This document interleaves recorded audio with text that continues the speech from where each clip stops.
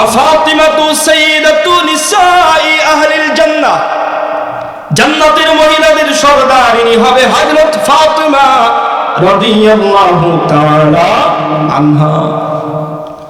ফাতিমা ভিতর থেকে জবাব দিতেছে, বাবা আমি যে আপনার সামনে আসবো এতটুকুন কাপড় আবার ঘরের ভিতরে না। ও বাবা আপনার সামনে আসবো শরীরটাকে ঢাইকা এতটুকুন কাপড় আমি ফাতিমার ঘরের ভিতরে নাই। নবীজির গায়ের চাদরটা যখন দরওয়াজার উপর দিয়া ঘরের ভিতরে দিছে, হযরতে ফাতিমা চাদরটা গায়ে দিয়ে নবীর সামনে আসছে। দরজা খুলে নবীজি ঘরের ভিতরে প্রবেশ করার সঙ্গে সঙ্গে নবীজির দুইজন নাতি দৌড়াইয়া আয়েশা নানারে জড়াইয়া ধরছে। নানারে জড়াইয়া ধইরা চোখের পানি ছেড়ে কান্না করে দিছে, নানা গো আসলা তো আসলা, এত দেরি করে কেন আসলা রে নানা? একটা দিন আগে কেন আসলা না? ও নানা আজকে তোমার কাছে একটা বিচার দিব গো। ও নানা তুমি বিচারটা করো আরে নানা। নবীজি বললেন, নাতিরা কি বিচার দিতে চাও? দুইজন নাতি ডাক দিয়ে বলে, নানা বিচার অন্য কারো নামে দেব না, আমাদের মায়ের নামে দিব। বাবা হইয়া আজকে তুমি মেয়ের বিচার করো বাগানা না। নবীজি বললেন, তোমাদের মায়ের কিসের বিচার? তোমাদেরকে মারছে না ধমক দিছে? বলে না না মারেও নাই ধমকও দেয় না। ও নানা আজকে 3 দিন পর্যন্ত আমাদের মা আমাদেরকে খাবার দেয় না।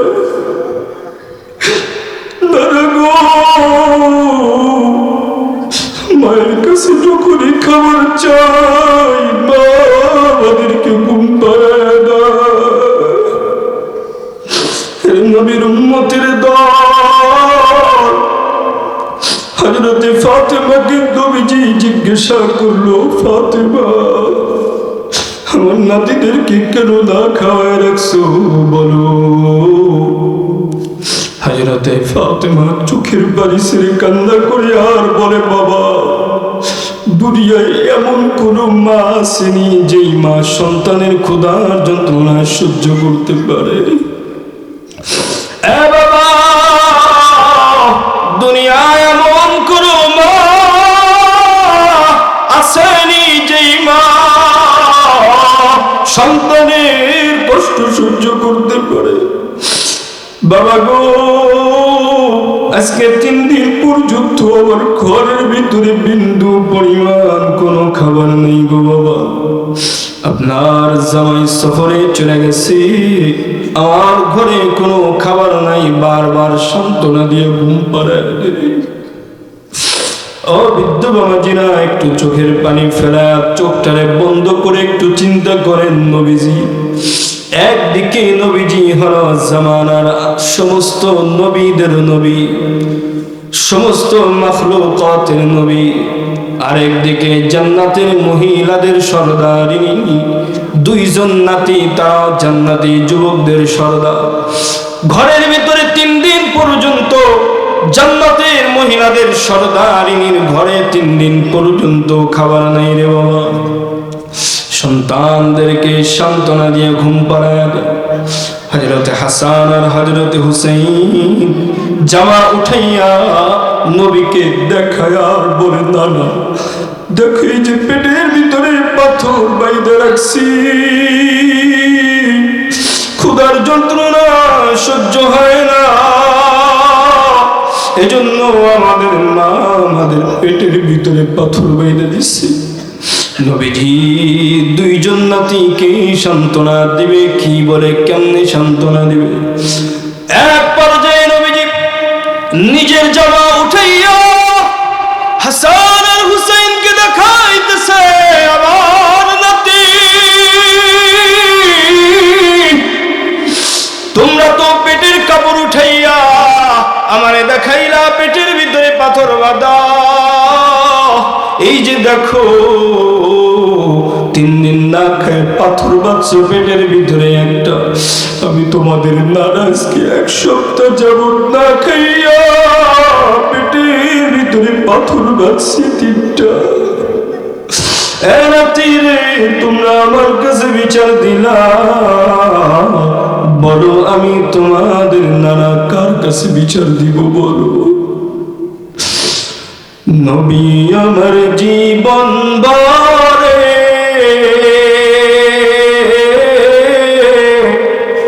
দিনের লাগি কষ্ট করে, নবী আমার জীবন ভরে দিনের লাগি কষ্ট করে, দান দান শহীদ করিলেন উহুদেরই ময়দানে, নবী বিনে কে চড়াবেন পুলসিরাত মিজানে। চলো চলো চলো মুমিন বলেন সবাই, চলো নবীর সন্ধানে, নবী বিনে কে চড়াবেন পুলসিরাত মিজানে। বলেন নবী বিনে কে চড়াবেন পুলসিরাত মিজানে। এমন এতিম নবী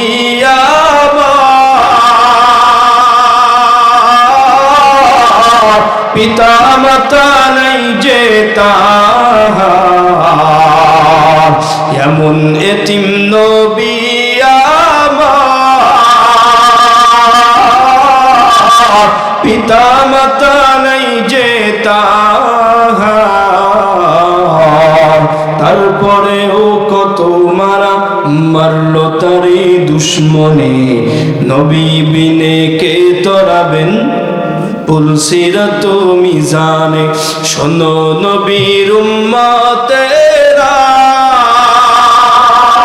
হয়ে আজি দিশাহারা,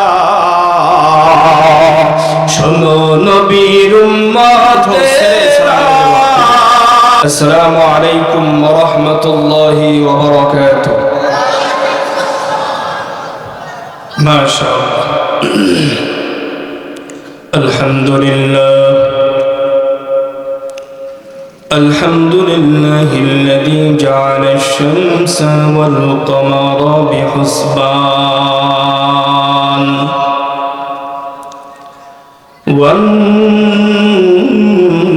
والنجم والشجر يسجدان.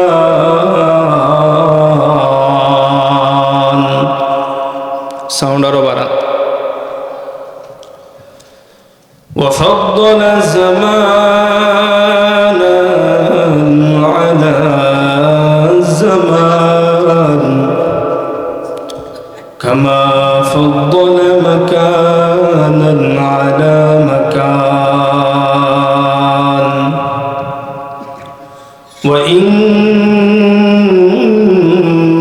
وإنسانا على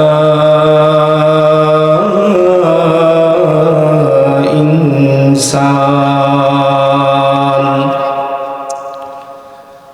ونشهد أن لا إله إلا الله وحده لا شريك له،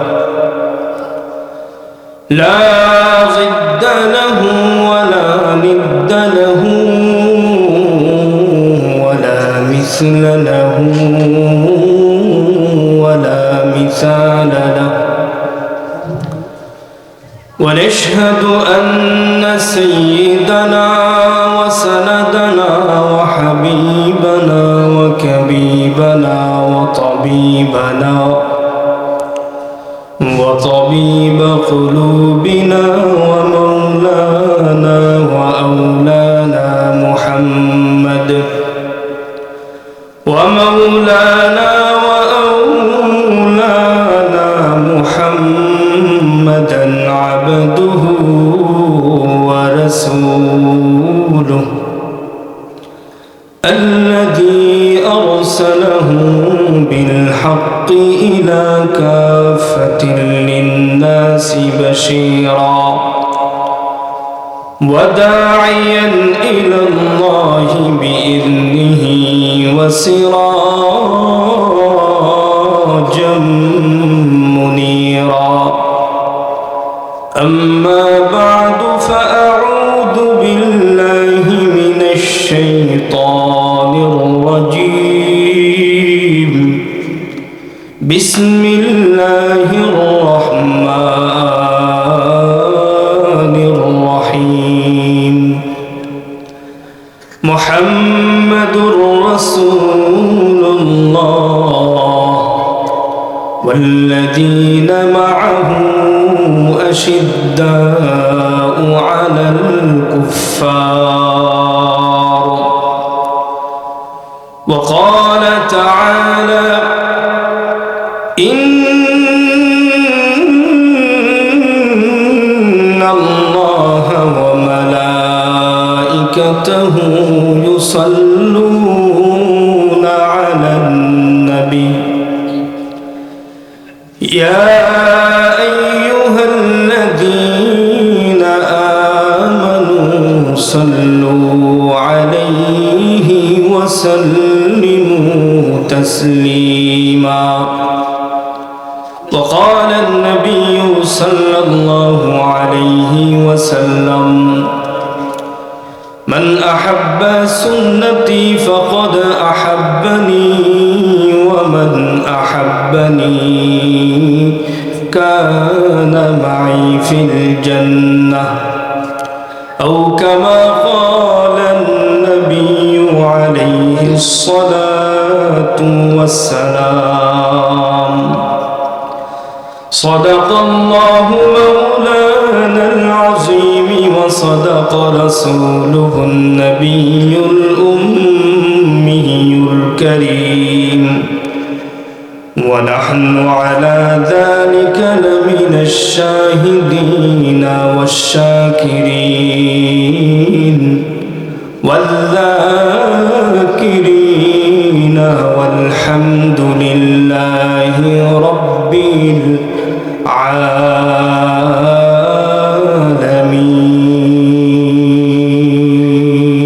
العالمين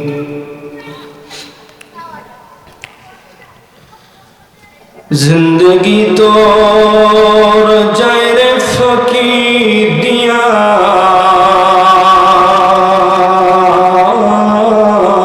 रे सोनारा दो जिंदगी तोर जाए फकीर दिया जिंदगी तोर जयरे फकीर दिया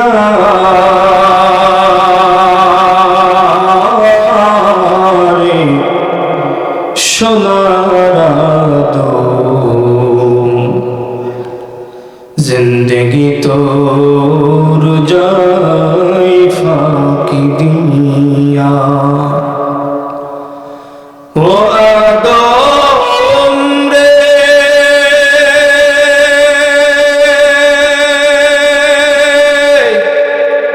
তাকে ধরিয়ে গেছে দাড়ি দন্ত আছে গোটা চারি সমঞ্জারি গিয়া আছে কোরিয়া ও আদম রে তাকে ধরিয়ে গেছে দাড়ি দন্ত আছে গোটা চারি সমঞ্জারি গিয়া আছে কোরিয়া রে সোনার আদম जिंदगी तोर जाए फाकी दिया जिंदगी तोर जाए फाकी दिया रे सोनारा दो জিন্দগি তোর যাই ফাঁকি দিয়া। আলহামদুলিল্লাহ। হেমরাবাড়ি পূর্ব ও উত্তরপাড়া হাফেজিয়া মাদ্রাসা ও জামে মসজিদ হাফেজ ছাত্রদের দস্তরবন্দি উপলক্ষে 10তম বার্ষিক ইসলামী মহাসম্মেলনে মহতারাম সম্মানিত সভাপতি, আজকের এই মাহফিলের সম্মানিত সহসভাপতিবৃন্দ, আজকের এই মাহফিলের সম্মানিত উদ্বোধক, আজকের এই সভার সম্মানিত মধ্যমণি, আরো উপস্থিত আছেন আজকের এই মাহফিলের প্রধান অতিথি, এছাড়াও বিশেষ অতিথিবৃন্দ। আমার সামনে উপবিষ্ট রয়েছেন দূর দূরান্ত থেকে আগত দিন প্রিয়, ইসলাম প্রিয় বৃদ্ধ বাবাজিরা, আমার সমবয়সী যুবক বন্ধুগণ, স্নেহের ছোট ভাই, পর্দার অন্তরালে অবস্থানরতা শ্রদ্ধেয় সম্মানিতা মা ও বোনেরা, সৃষ্টি মহান স্রষ্টা দয়াময় মহান আল্লাহ জাল্লা শানুহু ওয়া আম্মা নওয়ানুহু এর দরবারে লাখ কোটি শুকর, যিনি আজকের এই মাহফিলে আসার বসার তৌফিক প্রদান করেছেন। এজন্য আমরা সকলেই ওই মহান রবের দরবারে আমাদের কণ্ঠকে ছেড়ে দিয়ে, দিল খুলে, মনকে উজাড় করে মালিককে রাজি করার জন্য, খুশি করার জন্য জবান থেকে সকলেই কালিমাতুশ শুকর আদায় করি আলহামদুলিল্লাহ। আর আস্তে বলি আলহামদুলিল্লাহ। মাশাআল্লাহ, আপনাদের এলাকার মানুষ তো উল্টা দেখা যায়, আস্তে বললে জোরে। এটাই হলো ইমানদারের নিশান। আল্লাহ সবাইকে কবুল করুক, সকলেই বলি আমিন। যে বিষয়টি নিয়ে আলোচনা করব, সংক্ষিপ্ত সময় আলোচনা হবে, লম্বা আলোচনা হবে না, যেহেতু শীতের রাত, ফজরের নামাজও পড়ার দরকার আছে। কথা বলেন ঠিক কিনা? আমাদের বর্তমান অবস্থা তো বড় খারাপ, সারা রাত ওয়াজ শুনি কিন্তু ফজরের নামাজ পড়ি না। কথা বলেন, বলে হুজুর ওয়াজ তো শুনছি, সব তো হয়েছে, আর কত সব কাম, এমনিই তো জান্নাত পেয়ে গেছে। কি বলে, ফজরের নামাজ পড়ার দরকার আছে না নাই? সবার আছে নাকি শুধু ইমাম সাহেবের দরকার? আল্লাহ সবাইকে ফজরের নামাজ পড়ার তৌফিক দান করুক, সকলেই বলি আমিন। শুধু ফজরের নামাজ নাকি গোটা জিন্দেগির সমস্ত নামাজ পড়ার তৌফিক দান করুক। আর জোরে বলেন আল্লাহ তাআলা যেই নিয়ামতগুলি আমাদেরকে দিয়েছেন, সেই নিয়ামতগুলির ভিতরে উল্লেখযোগ্য একটা নিয়ামত হলো আমাদেরকে আল্লাহ তাআলা একজন দামি নবী দান করেছেন। আচ্ছা, আপনারা এখানে যারা আছেন আমার কথাগুলো একটু দিল দিয়ে শুনবেন। আমরা কখনো মায়ের গর্ভে থাকতে আল্লাহর কাছে বলছিলাম যে আল্লাহ আপনি আমাদেরকে মুসলমান বানায় দুনিয়ায় পাঠান? আসেননি কেউ? বলছেন? একজন হাত তোলেন। মুরব্বী মনে হয় মায়ের পেটে থাকতে বলছে, তালে হাত উঠে এনেছে। আমরা বহুত কিছু তালে তালে করে এলাই না। ছোটবেলার একটা অভ্যাস ছিল, রাস্তার পাশ দিয়ে হাঁটলে লাঠি একটা হাতের কাছে পাইলে এই গাছে বাড়ি দিতাম, ওই গাছে বাড়ি দিতাম, তালে তালে। মুরব্বী তালে হাত উঠে এনেছে। বাস্তবিক পক্ষে মায়ের গর্ভে থাকতে আমরা তো কেউ আল্লাহর কাছে বলি নাই, বলছি? কেউ কি এই কথা বলছি যে আল্লাহ আমাদেরকে আপনি আখেরি জামানার পয়গম্বরের উম্মত বানায় পাঠান? বলছি? আল্লাহ তাআলা আমাদেরকে রহমত করে, আমাদের উপরে ইহসান করে আখেরি জামানার পয়গম্বরের উম্মত বানায় পাঠাইছেন। আমরা খুশি নাকি বেজার? বেজার কারা কারা হাত তোলে? একটু তালে ওয়াজ শুনেন, মন দিয়ে শুনেন আমার ভাইয়েরা। খুশি কারা কারা হাত তোলেন? নারায়ে তাকবীর। আল্লাহ সবাইকে কবুল করুক। এমন একজন নবী আমরা পেয়েছি, যেই নবীর উম্মত হওয়ার ফায়দা কি? কোন ব্যক্তি যদি দুনিয়ার জমিন থেকে আল্লাহ নবী সাল্লাল্লাহু আলাইহি ওয়াসাল্লামের আদর্শে আদর্শিত হয়, নবীজি যেইভাবে বলছেন, যেইভাবে চলছেন, সেইভাবে উম্মত যদি জিন্দেগি চালায়, উম্মত মারা যাওয়ার পরে মান তাশাব্বাহা বিকওমিন ফাহুয়া মিনহুম, নবীজির সাথে সাথে এই উম্মতকে জান্নাতে যিনি প্রবেশ করাবেন তিনি কে? আর আসতে বলেন কে?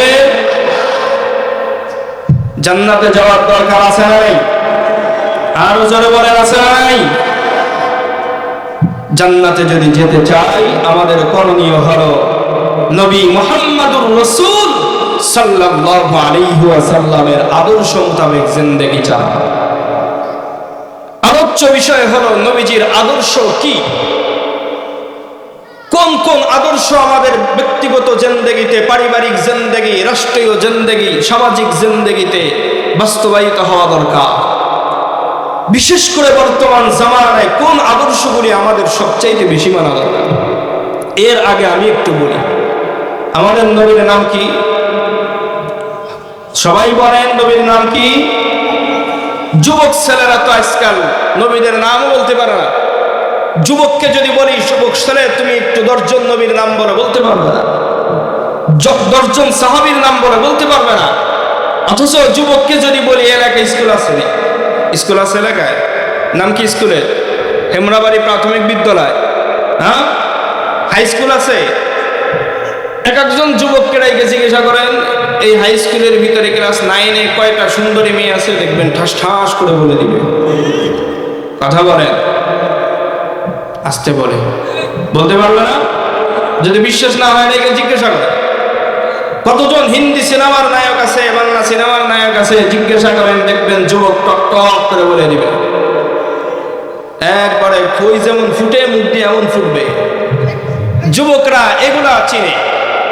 আজকে যদি এখানে আমারে না আইনা, ধার্মিক ব্যক্তিদেরকে না আইনা, মুমতাজরে আইনা ডান্সের আয়োজন করতো, এই মাঠের ভিতরে জায়গা দেওয়া যেত না। যারা রাস্তায় দাঁড়ায় আছে এরা দাঁড়ায়ও থাকতো না, এরা সবাই সামনের চেয়ারে বসতো। হ্যাঁ, কথা বলেন ঠিক কিনা? এই যে সমস্ত যুবকগুলি দাঁড়ায় আছে, যদি বিশ্বাস না হয় আজকে যদি মুমতাজরে আনতো অথবা ডান্স কোনো নায়িকা কোনো নর্তকীকে আইনা নাচাইতো, দেখতেন সামনে চেয়ারগুলিতে সবার প্রথমে যুবকরাই থাকতো। যুবক ছেলে, পরিচয় ভুলে গিয়েছো তুমি। তোমার যুবক, তোমার পনের পনে তোমার পাও ফেরানোর কারণে জমিন কাঁপছে। এই জমিন আল্লাহ কাঁপাইছে। হায় মুসলিম যুবক, মুমিন যুবকেরা, তোমাদেরকে আমি কেমনে বুঝাই আর কি বলে বুঝাই?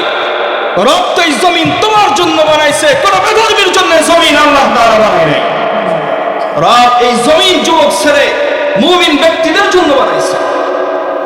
যুবক, তোমার মতো যুবক যুবতী আল্লাহর কাছে সবচাইতে বড় পছন্দ যেই যুবক যুবতী ওয়ারাজুলুন কলবুহু মুআল্লাকুম বিল মাসাজিদ। আল্লাহর নবী বলেন, মসজিদের সাথে, দ্বীনের মারকাজের সাথে, দ্বীনের মজমার সাথে যেই যুবক যুবতীর সম্পর্ক আছে, ওই যুবক যুবতীকে ভয়ঙ্কর মুসিবতের দিনে আল্লাহর আরশের ছায়ার নিচে যিনি অবস্থান দিবেন তিনি কে? আর যারা বলেন তিনি কে?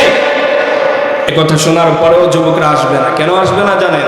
হেদায়েত বলে একটা কথা আছে, মাকাবিল তো হায় শাজ হায় কাবিল তো বহুত হায়, আয়না কে মানিন্দে তো নেহি দিল তো বহুত হায়। মুসলমান ইমানদার, রে পয়গম্বরের উম্মত, আল্লাহ পাক রব্বুল আলামিন জানায়া দিছে, গোলাম, দুনিয়ার জমিনে যে কেউ চাইলেই দ্বীনের কাজ করতে পারবে। কথা বলেন, পারবে? মন চাইলে নামাজ পড়তে পারবে না, মন চাইলে কোরআন পড়তে পারে না। ওই মালিক যাদেরকে কবুল করবে শুধুমাত্র কেবলমাত্র ওই মানুষগুলি দ্বীনের মেহনতের কাজ করতে পারে, দ্বীনের মজমার ভিতরে বুঝতে পারে। নতুবা যে মানুষগুলি বাহিরে আছে এই মানুষগুলি থাকার কথা না। কারণ পয়গম্বর বলেছেন, লা ইয়াকুদু কওমুন ইয়াযকুরুনাল্লাহ ইল্লা হাফাতুহুমুল মালাইকা ওয়া গাশিয়াতুহুমুর রাহমাহ ওয়া নাযালাত আলাইহিমুস সাকিনাহ ওয়া যাকারাহুমুল্লাহু ফী মান ইনদাহ। আল্লাহর পয়গম্বর বলেন, দ্বীনের মজমার ভিতরে যখনই আল্লাহর বরত্বের আলোচনা করা হয়, সাল্লামের উপরে যখনই দুরূদ পাঠানো হয়, এমন মজলিসের ভিতরে যেই মানুষগুলি বসে থাকে ওই মানুষগুলি জিন্দেগির সমস্ত সগীরা গুনাহগুলি যিনি মাফ করে দেন তিনি কে? আর জোরে বলেন কে?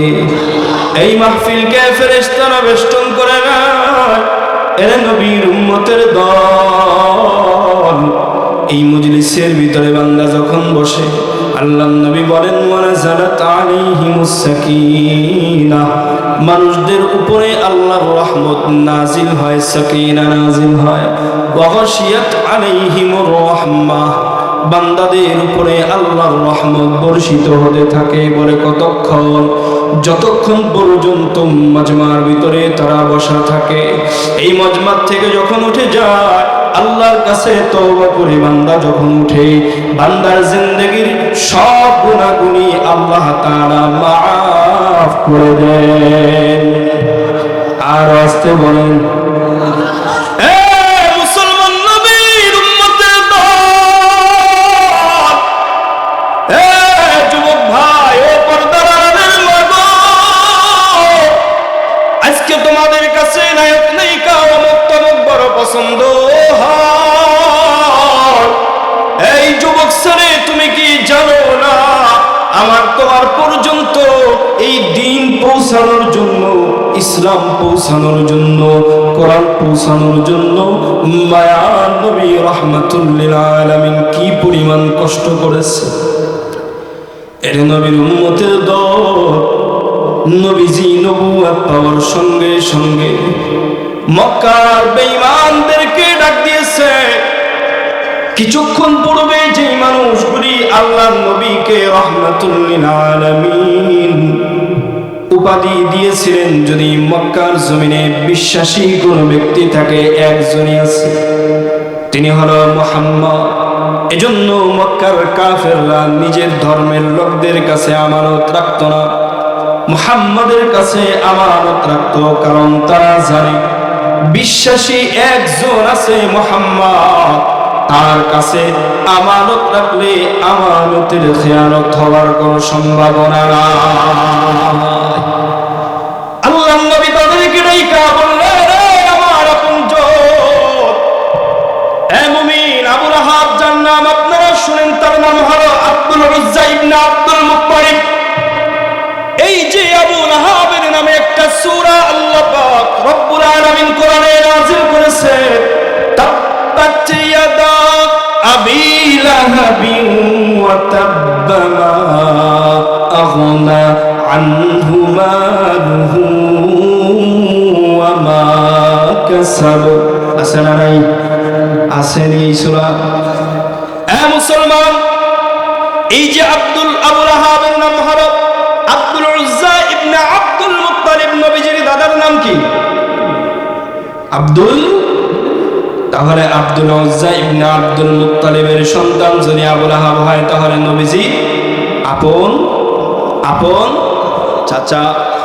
নবীজি যখন বললেন, ও আমার আপনজন, আমি যদি বলি তোমাদেরকে পাহাড়ের ওই চূড়ায় থেকে, ওই প্রান্ত থেকে এই মুহূর্তে তোমাদের বিরুদ্ধে ষড়যন্ত্র করে কিছু মানুষ শত্রুরা তোমাদের উপরে হামলা করবে, বিশ্বাস করো? বলে ভাতিজা কি বলো? তোমার জবান থেকে বের হতে দেরি হবে, কিন্তু আমাদের বিশ্বাস করতে দেরি হবে না। নবীজি বললেন, ও আমার আপনজন, আমার চাচা, আমার বাবারা, তাহলে শুনো, আল্লাহ পাক রব্বুল আলামিন আমাকে নবুয়ত দিয়েছেন। যেই মূর্তির পূজা তোমরা করতেছো, যেই লাত উজ্জাতের পূজা তোমরা করতেছো, গুমরাহির ভিতরে আছো। আল্লাহ তাআলা একজন মালিক। কয়জন? আরো জোরে বলেন, কয়জন? নাকি অনেকজন? আরো জোরে বলেন। কুল হুয়াল্লাহু আহাদ। সবাই বলেন কুল হুয়াল্লাহু আহাদ। আল্লাহ আল্লাহ তু মেরা মাবুদ হ্যায়, আল্লাহ আল্লাহ তু মেরা মাশুক হ্যায়, ইয়া ইলাহি তু মেরা গফফার হ্যায়, ইয়া ইলাহি सत्तार है या इलाही मुझसे मुझको दूर का ताकि देखो मुझ में तुझको एक नजर ভালো লাগেনি আপনার ও মুসলমান ইমানদার আল্লাহর গোলাম আল্লাহ পাক রব্বুল আলামিন নবীকে নবুয়ত দেওয়ার সঙ্গে সঙ্গে নবীজি দাওয়াত দিয়েছে মক্কার বেঈমানের দাওয়াত গ্রহণ করা নবীজি তায়েফের ময়দানে চলে গেছে তায়েফের সরদারেরা ছোট মাসুম বাচ্চাগুলির লালায় দিচ্ছে মক্কা থেকে একটা পাগল এই তায়েফের জমিনে আসছে তায়েফের বাচ্চারা পাগলটারে পাথর মাইরা তায়েফ থেকে বের করে দাও তায়েফের ছোট ছোট বাচ্চাগুলি নবীজির শরীরের ভিতরে এমন জোরে জোরে জোরে জোরে পাথর মারছে সিরাতের কিতাবের ভিতরে পাওয়া যায় নবীজির শরীরের যেই জায়গা থেকে পাথরগুলি সরায় রক্ত টক টক করে বাহির হয় ফেরেশতা চলে আসছে নবীজি একটা বার অনুমতি দেন নবীজি পাথর মাইরা আপনারে যারা রক্তাক্ত করেছে তায়েফবাসীরে ধ্বংস করে দেই পাহাড়ের চাপা দিয়ে ধ্বংস করে দেই আল্লাহ নবী জবাব দিছে ফেরেশতারা রে আজকে যদি এদেরকে ধ্বংস করে দাও তাহলে আমি দ্বীনের দাওয়াত কাদের কাছে দিব দ্বীনের কথাগুলি কাদের কাছে বলবো এরা নবীর উম্মতের দল নবী কি শুধু তায়েফের ময়দানে কষ্ট করেছে না এই যুবক ছেলেরা আজকে তুমি একটু দিনের কানটা লাগাও কারণ যুবক সন্তান আজকে নবীর আদর্শ তোমার ভিতরে না যুবক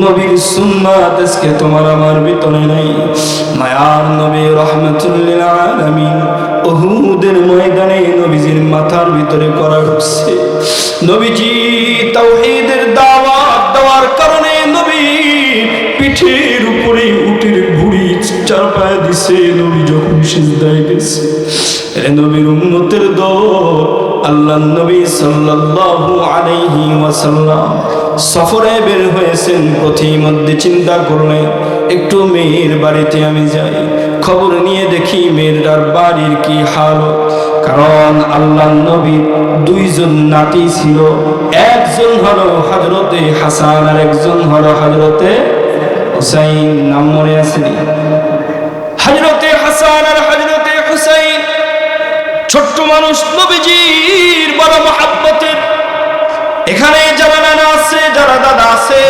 আপনারাই বলতে পারেন নাতিরা কত আদরের হয় এক কথা বলেন বাবা যদিও সন্তানকে তেমন আদর করে না যদি কখনো মায় মারে দাদায় ধমক দেয় খবর দাও আমার নাতির গায়ে কখনো হাত দিবা না বলে কিনা কথা বলে নবীজির মহব্বতের দুইজন নাতি হযরতে হাসানা হযরতে হুসাইনের খবর নেওয়ার জন্য পয়গম্বর ফাতেমার বাড়িতে রওনা হয়েছে ফাতেমার বাড়িতে চলে যাওয়ার সঙ্গে সঙ্গে দরওয়াজায় যখন আওয়াজ দুইবার তিনবার আওয়াজ দেওয়ার পরেও ঘরের ভিতর থেকে কোনো আওয়াজ বের হয় না নবীজির মেয়ের নাম ধরে নবীজি ডাক দিছে ফাতেমা দরওয়াজা কেন খুলো না আমি তোমার বাবা জামানার পয়গম্বর তোমার দরওয়াজায় দাঁড়ায় আছি দরজাটা খুলো আমার মায়েরা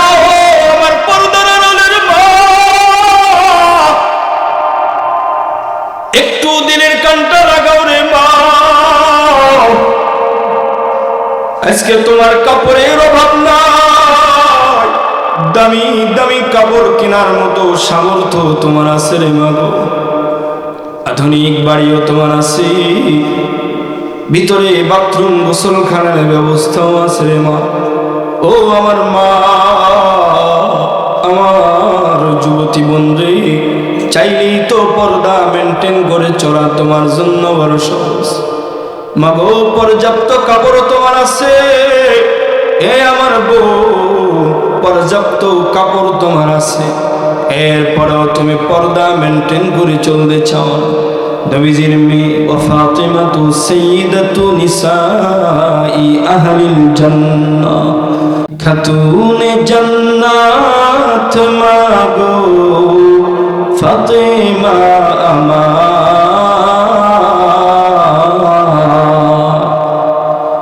ফাতিমাতু সাইয়্যিদাতু নিসাই আহলিল জান্নাহ, জান্নাতের মহিলাদের সরদারিনী হবে হযরত ফাতিমা রাদিয়াল্লাহু তাআলা আনহা। ফাতিমা ভিতর থেকে জবাব দিতেছে, বাবা আমি যে আপনার সামনে আসবো এতটুকু কাপড় আবার ঘরের ভিতরে না। ও বাবা আপনার সামনে আসবো শরীরটাকে ঢাইকা, এতটুকু কাপড় আমি ফাতিমার ঘরের ভিতরে নাই। নবীজির গায়ের চাদরটা যখন দরওয়াজার উপর দিয়া ঘরের ভিতরে দিছে, হযরত ফাতিমা চাদরটা গায়ে দিয়ে নবীর সামনে আসছে। দরজা খুলে নবীজি ঘরের ভিতরে প্রবেশ করার সঙ্গে সঙ্গে নবীজির দুইজন নাতি দৌড়াইয়া আয়েশা নানারে জড়াইয়া ধরছে। নানারে জড়াইয়া ধইরা চোখের পানি ছেড়ে কান্না করে দিছে, নানা গো আসলা তো আসলা, এত দেরি করে কেন আসলা রে নানা? একটা দিন আগে কেন আসলো না? ও নানা আজকে তোমার কাছে একটা বিচার দিব গো। ও নানা তুমি বিচারটা করো আরে নানা। নবীজি বললেন, নাতিরা কি বিচার দিতে চাও? দুইজন নাতি ডাক দিয়ে বলে, নানা বিচার অন্য কারো নামে দেব না, আমাদের মায়ের নামে দিব। বাবা হইয়া আজকে তুমি মেয়ের বিচার করো না। নবীজি বললেন, তোমাদের মায়ের কিসের বিচার? তোমাদেরকে মারছে না ধমক দিছে? বলে না না মারেও নাই, ধমক দেয় না। ও নানা আজকে 3 দিন পর্যন্ত আমাদের মা আমাদেরকে খাবার দেয় না। নানা গো মায়ের কাছে যখনই খাবার চাই মা আমাদেরকে ঘুম পাড়ায় না। নবীর উম্মতের দল হযরত ফাতিমাকে নবীজি জিজ্ঞাসা করলো, ফাতিমা আমার নাতিদেরকে কেন না খাওয়ায় রাখছো বলো? হযরতে ফাতিমা চোখের পানি ছেড়ে কান্না করে আর বলে, বাবা দুনিয়ায় এমন কোন মা আসেনি যেই মা সন্তানের ক্ষুধার যন্ত্রণা সহ্য করতে পারে। বাবা দুনিয়ায় এমন কোন মা আসেনি যেই মা সন্তানের কষ্ট সহ্য করতে পারে। বাবা গো আজকে 3 দিন পর্যন্ত আমার ঘরের ভিতরে বিন্দু পরিমাণ কোনো খাবার নেই গো বাবা। আপনার জামাই সফরে চলে গেছে, আমার ঘরে কোনো খাবার নাই, বারবার সান্ত্বনা দিয়ে ঘুম পাড়ায়। ও বৃদ্ধ বাবাজিরা একটু চোখের পানি ফেলা, চোখটারে বন্ধ করে একটু চিন্তা করেন। নবীজি একদিকে নবীজি হল জামানার সমস্ত নবীদের নবী, সমস্ত মাখলুকাতের নবী, আরেকদিকে জান্নাতের মহিলাদের সরদারিনী। 2 জন নাতি তারা জান্নাতি যুবকদের সরদার। ঘরের ভিতরে 3 দিন পর্যন্ত জান্নাতের মহিলাদের সরদারিনীর ঘরে 3 দিন পর্যন্ত খাবার নাই রে বাবা। সন্তানদেরকে সান্ত্বনা দিয়ে ঘুম পাড়ায় হযরতে হাসান আর হযরতে হুসাইন জামা উঠাইয়া নবীকে দেখায় আর বলে, নানা দেখো এই যে পেটের ভিতরে পাথর বাইন্ধে রাখছি, ক্ষুধার যন্ত্রণা সহ্য হয় না, এজন্য আমাদের মা আমাদের পেটের ভিতরে পাথর বেঁধে দিচ্ছে। নবীজি দুইজন নাতিকে সান্ত্বনা দিবে, কি বলে কেমনে সান্ত্বনা দিবে? এক পর্যায়ে নবীজি নিজের জামা উঠাইয়া হাসান আর হুসাইনকে দেখাইতেছে, আমার নাতি তোমরা তো পেটের কাপড় উঠাইয়া আমারে দেখাইলা পেটের ভিতরে পাথর বাঁধা, এই যে দেখো 3 দিন না খেয়ে পাথর বাঁধছে পেটের ভিতরে একটা, আমি তোমাদের নারাজকে 1 সপ্তাহ যাবত না খাইয়া পেটের ভিতরে পাথর বাঁধছে 3টা। রাত্রিরে তোমরা আমার কাছে বিচার দিলা, বলো আমি তোমাদের নানা কার কাছে বিচার দিব বলো? নবী আমার জীবন বারে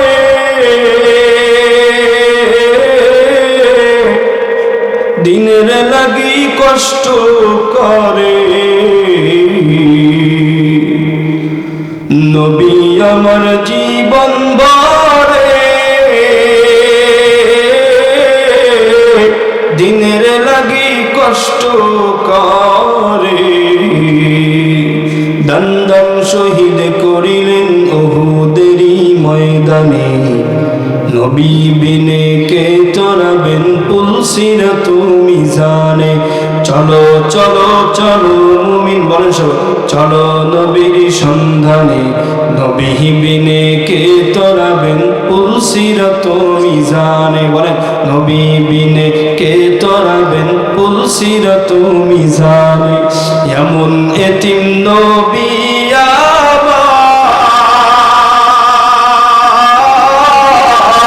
পিতা মাতা নাই যে তাহার, এমন এতিম নবী আমার, পিতা মাতা নাই যে তাহার, তারপরেও কত মারা মারলো তারে দুশ্মনে, নবী বিনে কে তরাবেন পুলসিরাত মিজানে। শোনো নবীর উম্মতেরা হয়ে আজি দিশাহারা, শোনো নবীর উম্মতেরা হয়ে আজি দিশাহারা, কোরআন হাদিসের চরক যখন যাহা চাই মনে, নবী বিনে কে তরাবেন পুলসিরাত মিজানে। ভালো লাগেনি আপনাদের? খারাপ লাগে? চলবে কতক্ষণ? সারা রাত ফজরের সময় যে খবরে পৌঁছাইত।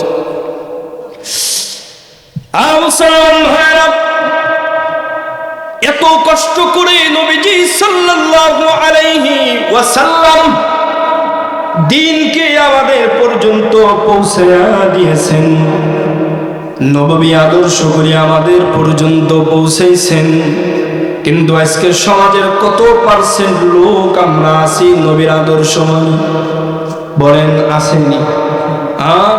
উঠেন কেন? আপনারা উঠেন কি? শেষ করে দিব? উঠে যাইতেছে কিও? আপনাদের কি ডায়রিয়ার রোগ নেই? ডায়রিয়ার রোগ নাকি? বুঝলাম না তো, তাহলে উঠতেছে কেন? বসেন মাহফিলে, এখান থেকে তো উঠার জায়গা, জান্নাতের বাগান, এখান থেকে যদি উঠা যান আর বসবেন কোথায়? আল্লাহ সবাইকে হেদায়েত দান করুন, সকলে বলি আমিন।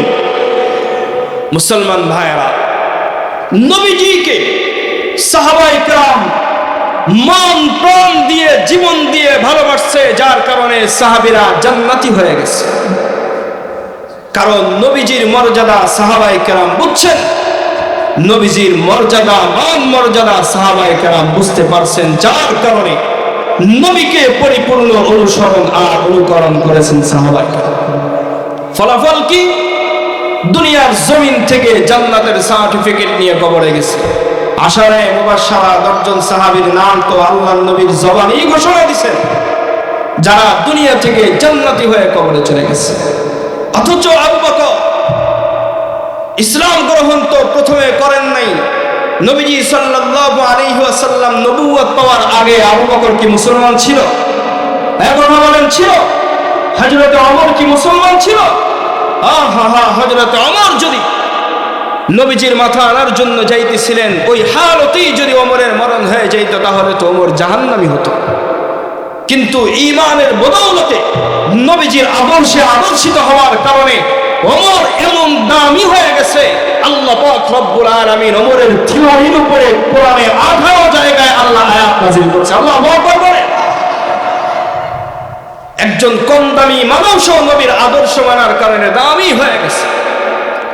জঙ্গলের প্রাণী উট পর্যন্ত নবীর প্রতি মহাব্বত থাকার কারণে জান্নাতে যাবে। এই নবীর উম্মতের দল ঘোড়া নবীর মহাব্বত থাকার কারণে জান্নাতে যাবে। গাছ নবীর প্রেমে পাগল হওয়ার কারণে জান্নাতে চলে যাবে। বান্দারে, সাহাবায়ে কেরামের ভিতরে জীর্ণ শীর্ণ একজন সাহাবী, যার নাম হলো হযরতে বেলাল হাবশী গোলাম, তিনি ছিলেন। বেঈমান উমাইয়ার ঘরে হযরতে বেলাল গোলাম, বেলালের উপরে জুলুমের পরে জুলুম চালানো হয়। অপরাধ শুধু একটা, বেলালের জবান থেকে আহাদ আহাদ আহাদ আহাদ শব্দ বের হয়। এই বেলাল নবীর প্রেমে এমন পাগল হয়েছে, এই নবীর উম্মতের দল নবীজির জন্য এত পাগল হয়েছেন, এমন ভাবে নবীকে অনুসরণ আর অনুকরণ করেছেন। নবীজির ইন্তেকালের পরে অল্প কিছুদিন বেলাল মদিনার জমিনে থাকার পর হঠাৎ করে একদিন বেলাল হযরতে আবু বকরের কাছে চলে গেছেন। কারণ নবীজির ইন্তেকালের পরে আমিরুল মুমিনিন যিনি হয়েছিলেন তিনি কে? বলেন, হযরতে সিদ্দিক আকবর হযরতে আবু বকর সিদ্দিক রাদিয়াল্লাহু তাআলা। আবু বকরের কাছে বেলাল চলে গেছে, যাই ডাক দিয়ে বলতেছে, ভাই আবু বকর একটা কথা বলার ছিল। হযরতে আবু বকর বলে, মদিনার মুয়াজ্জিন, নবীজির মুয়াজ্জিন, আমার কাছে আসছো, কি কথা বলতে চাও বলো। হযরতে বেলাল চোখের পানি ছেড়ে কান্না করে দিয়ে বলে, আবু বকর, মদিনার জমিনে আমার আর থাকতে মন চায় না, আমার দিল আর মদিনার জমিনে মানতেছে না। নবীজির ইন্তেকালের পরে আমার প্রতি মুহূর্তে নবীর কথা স্মরণ হয়। নবীর কথা যখন মনে পড়ে আমার কলিজা ফেটে যায়, আমি আর সহ্য করতে পারি না। রে আবু বকর, মদিনার জমিন থেকে আমি দূরে কোথাও চলে যেতে চাই। হযরতে আবু বকর চোখের পানি ছেড়ে কান্না করে দিয়েছেন। বলে, মদিনার মুয়াজ্জিন, ও বেলালের মুয়াজ্জিন, নবীর ইন্তেকালের পর তোমার কণ্ঠের আওয়াজ শুনে শুনে নবীর কথা মনে পড়তো, দিলটা বড় শান্ত হয়ে যেত, দিনের ভিতরে শান্তি অনুভব হইত। তুমি যদি মদিনার জমিন ছেড়ে চলে যাও, আমরা আরো বড় ইতিম হয়ে যাব। তুমি মদিনার জমিন ছেড়ে যাও না। হযরতে বেলাল ডাক দিয়ে বলে, আবু বকর,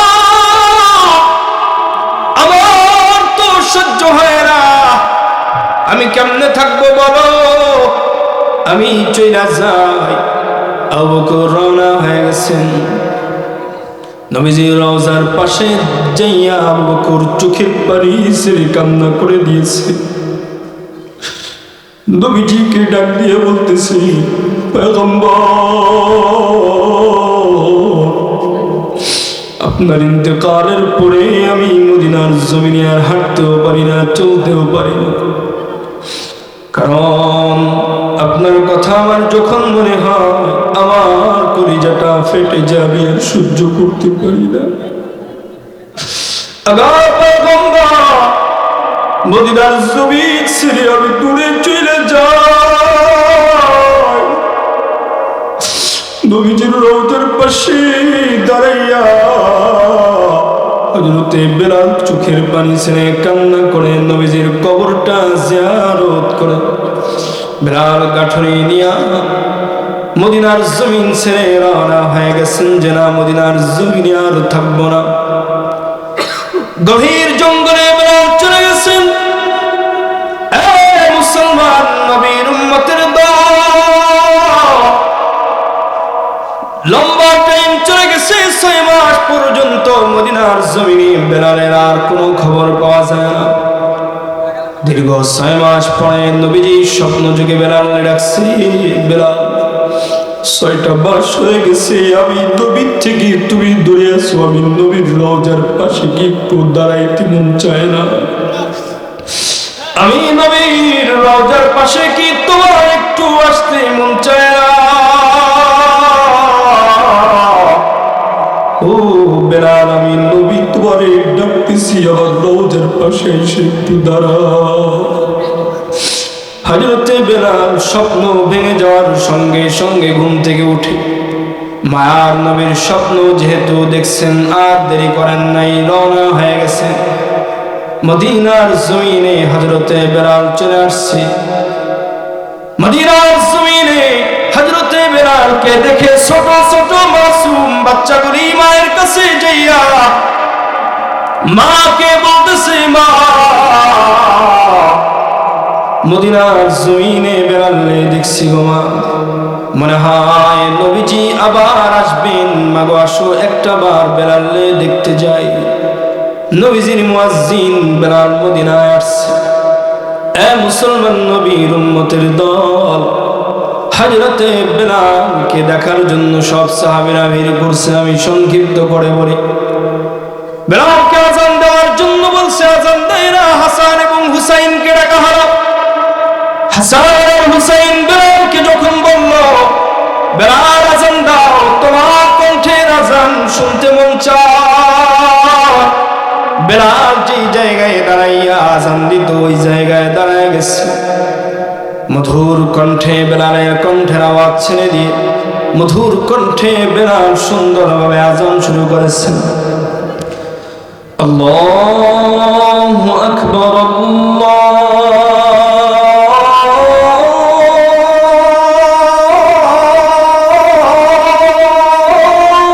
আকবার,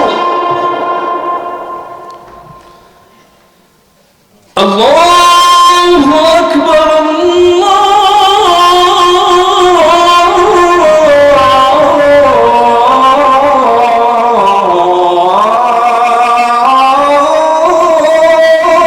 আকবার,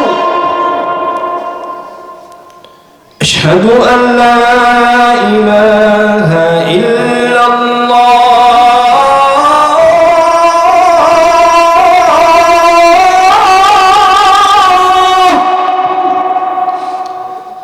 أشهد أن لا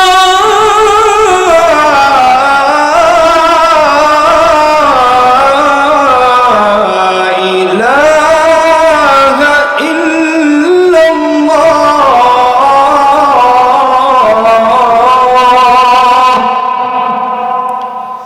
এরপরের যেই বাক্য, এই বাক্যের ভিতরে মুহাম্মদ নাম আছে না, আশহাদু আন্না মুহাম্মাদুর রাসূলুল্লাহ সাল্লাল্লাহু। হযরতে বেলাল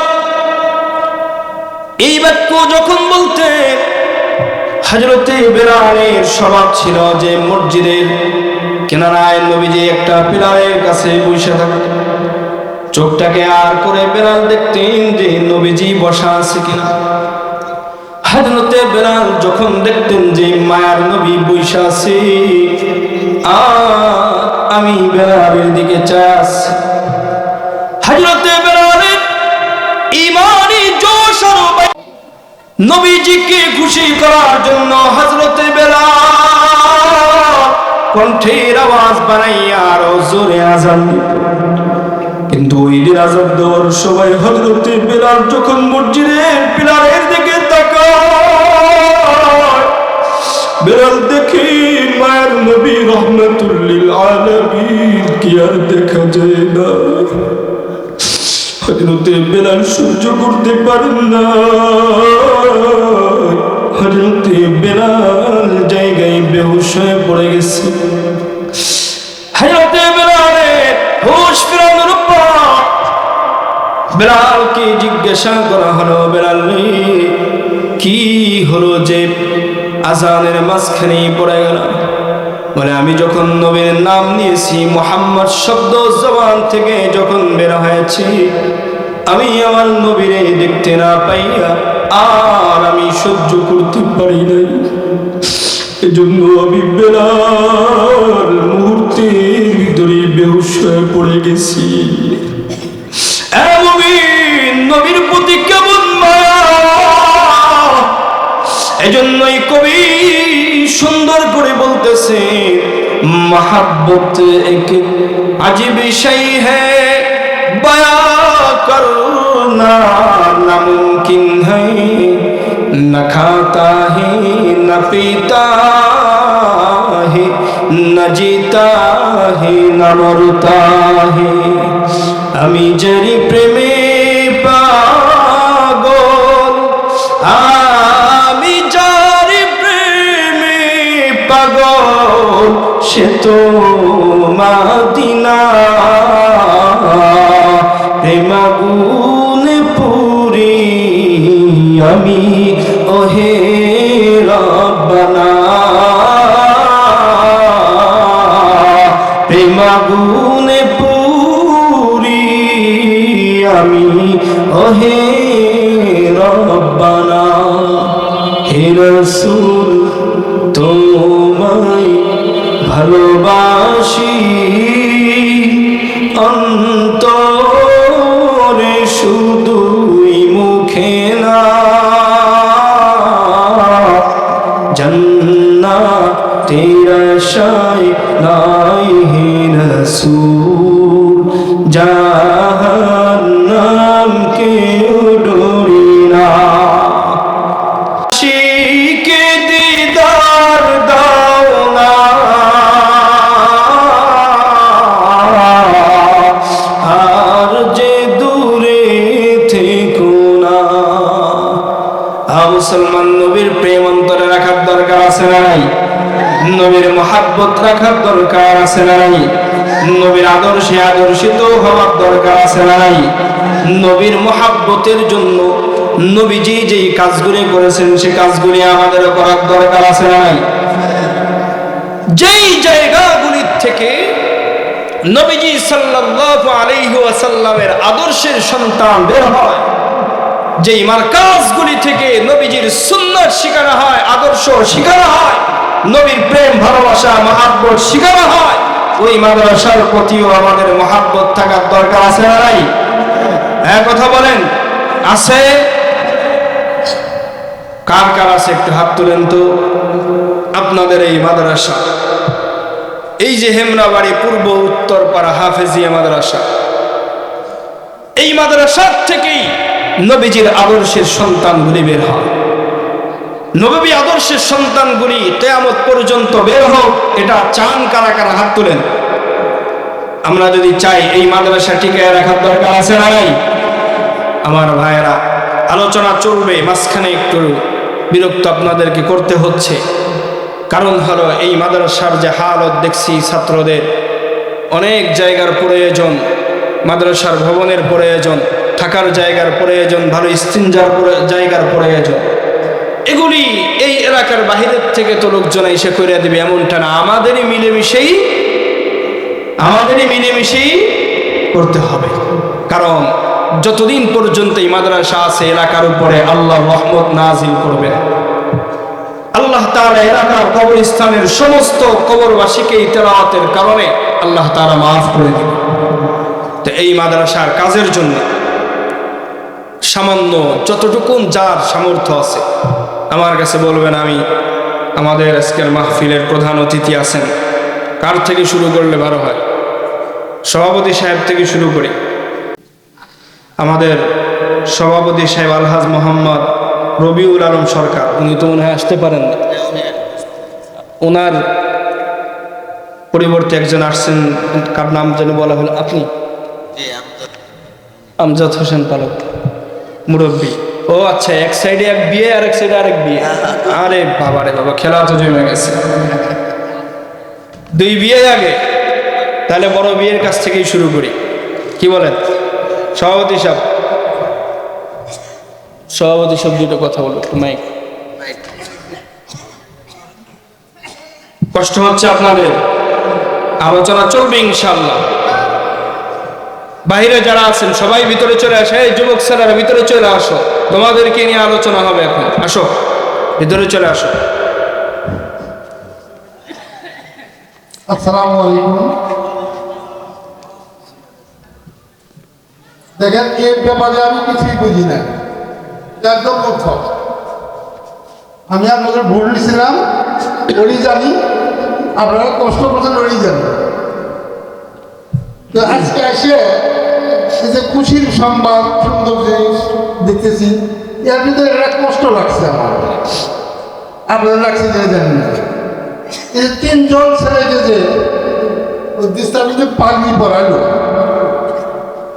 একটা বাড়িও আমাদের এখানে, তিনজন বাড়ি মেলান্দ, এ ফেরা দৌড়। এটা আমার লাগছে ভিতরে। তাহলে আমরা কি সব হিন্দু খ্রিস্টান? তাহলে মাদ্রাসাটা ওখানে বলি হয়, হেমাবাড়ি কেন করছে? আমি বলতে চাই, যারা মাদ্রাসা করছে দয়া করে মেলান্দকে যান, ওটি ভালো হবো, কষ্ট করে আসতে হবে। কথা কি বললে বললাম? যার জন্য আপনার সাথে আমিও গাই। আমি যে এই গ্রামেরই মানুষ, আমাদের ছেলেপেলে নাই, আমাদের ছেলেপেলে কি নাই, আমাদের ব্যস্ত যাওয়ার দরকার নেই। এই তিনজন ছেলেকে পাগড়ি পরাই এই দুনিয়াদারিতে, আখেরাতে যখন এদের পাগড়ি পরাবো আল্লাহ তাআলা ফেরেশতা দিয়ে, তখন আমি চেয়ারম্যান কি করবো? আমার পরাবো? আমার চেয়ারম্যান তখন আমি ধরে দিব? আমার বাংলা ভাষা দিব কিনা? দেবে না। সেদিন আপনার অসহায় হয়ে থাকবো, লজ্জা পাবো, ঠিক কিনা? তবে হ্যাঁ, ও যে কবির কথাও তো গেলাম না, শুধু বলি, এখন যেহেতু আমরা ভুল করে ফেলাইছি, পোলাপান দেয়নি, এই এখানে পড়াশোনা করার পরেও ইঞ্জিনিয়ার হওয়ার পর, ডাক্তারের হওয়ার পর, সবই করার পর এমনি কামরা করে যায় তো বলে দৌড়া, আমরাও কিন্তু ওই সাধারণত মাদ্রাসা আমার আগে করছি, করে সেটা স্কুলে করছি। আপনাদের পোলাপান কেন দেন না? এটি আমার প্রশ্ন আপনাদের কাছে। আমি যার যা পোলাপান লাইনাতে আছে, আগে মাদ্রাসা এখান তো লেখাপড়া শেখার পরে প্রাইমারি স্কুল দিলেন, হাই স্কুলে দিলেন, ডাক্তার ইঞ্জিনিয়ার বানান, আপত্তি নাই। কিন্তু এখন তো নামাজ রোজা শিক্ষাটা নিয়ে তারপর যায়, যেটা আপনার পরকালে কান্নারি হবো, তারপরে মোনাজাতি কবুল হবো, আমার মোনাজাত কবুল হবো না। আমি বাবার তোমার জন্য কোথায় কাজ করবো না করবো।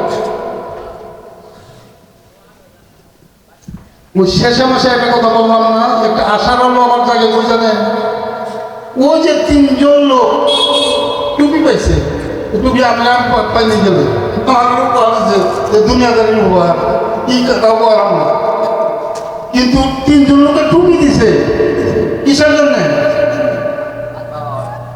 না,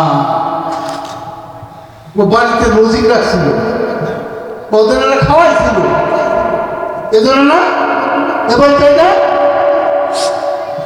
তাহলে ওই হাফেজ বানানোর পিছনে যদি একটু অর্থ ব্যয় করে থাকে, তাহলে তো আল্লাহ তাআলাও একটু দিতে পারে, নয় পারে না? দয়া করে আপনারা উপস্থিত আছেন, আগে স্বীকার করবেন, নাই না দিলে আগে এখানে পড়াবেন।